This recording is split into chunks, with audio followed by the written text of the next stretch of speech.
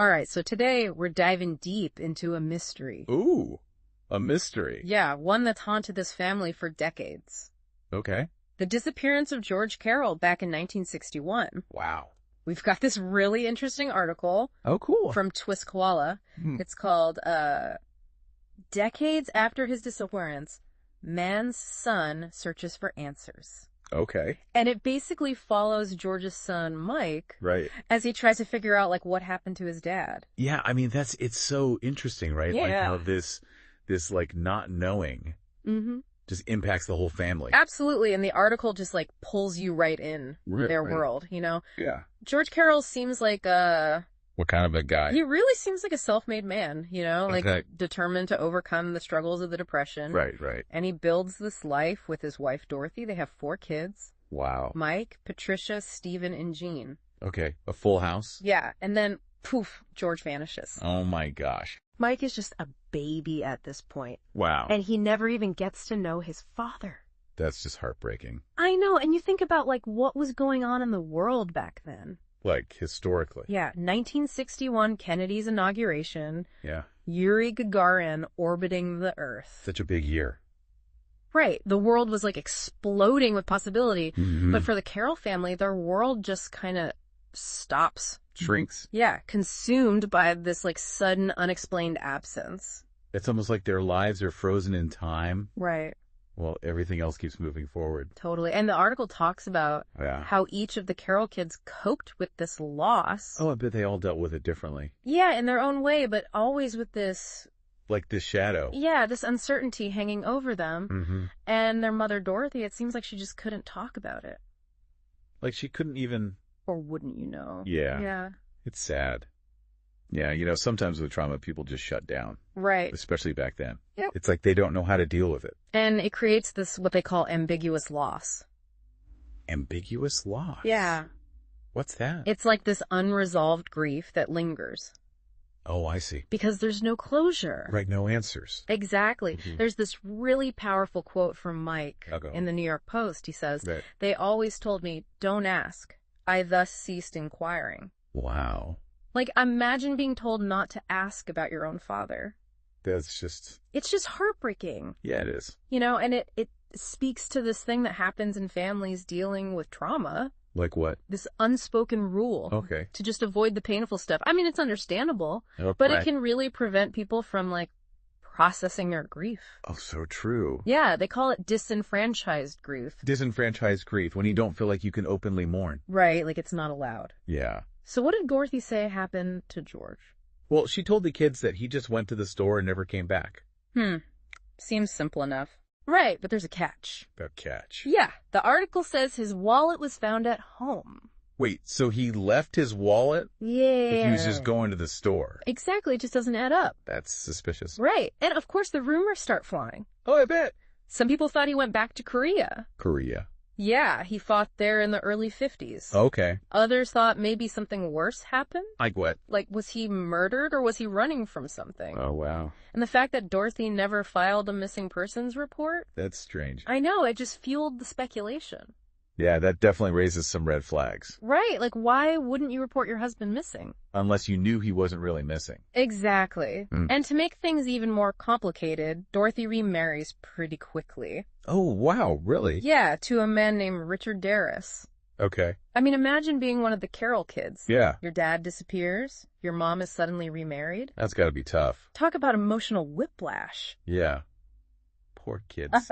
And get this, What? the marriage doesn't last. Oh, no. They end up getting divorced. Wow. And in the divorce papers, Oh. Dorothy accuses Richard of infidelity. Oh, my gosh. So much drama. It's a mess. This family can't catch a break. I know, it's just one thing after another. And Mike was just a baby when it all started. Yeah, you have to wonder how all this instability affected him. I mean, it couldn't have been easy. Not at all. So what happens next? Well, despite everything, Mike never gives up on finding answers. Good for him. Yeah, decades later, he decides to take matters into his own hands.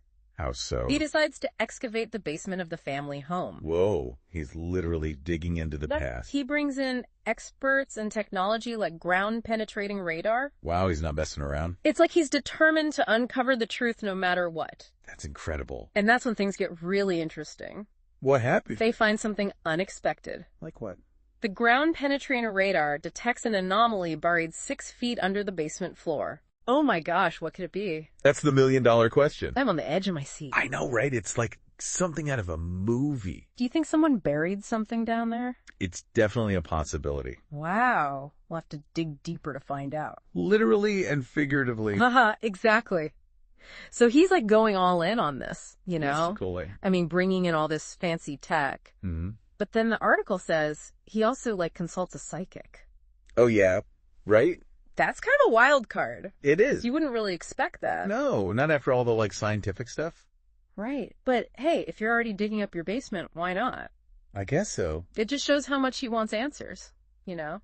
Yeah, like he's willing to try anything. Even something a little out there. Yeah, it's almost like he's acknowledging that logic can't explain everything. Mm-hmm. Like there might be more to it than meets the eye. Totally. And remember, this was the 90s. Oh, yeah. People were really into the paranormal back then. Like it was a big cultural thing. Mm-hmm. So maybe it's not that surprising. I guess not. So we've got this missing father, a family struggling for answers, Right. A weird thing buried in the basement. And now a psychic. Yeah, it's Well, it's like a mystery wrapped in an enigma. Haha, totally. But it's what makes it so compelling, right? Absolutely. You just want to know what happens next. It's like a real-life thriller.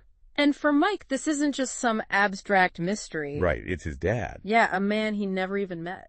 The article really emphasizes how personal this is for him. Like, it's not just about solving a puzzle. It's about understanding his own family. His own history. Yeah, and who he is. Exactly. It's like a missing piece of his identity. And it's been missing for so long. Decades. We're talking about something that happened back in 1961. Wow, and now it's 2024. It makes you think about the passage of time. How it affects memory. And the search for truth. Yeah, like, can we ever really know the past objectively? Or are we always looking at it through our own lens? Like our own experiences and biases. Like assumptions. Right, and in this case, there's so much we don't know.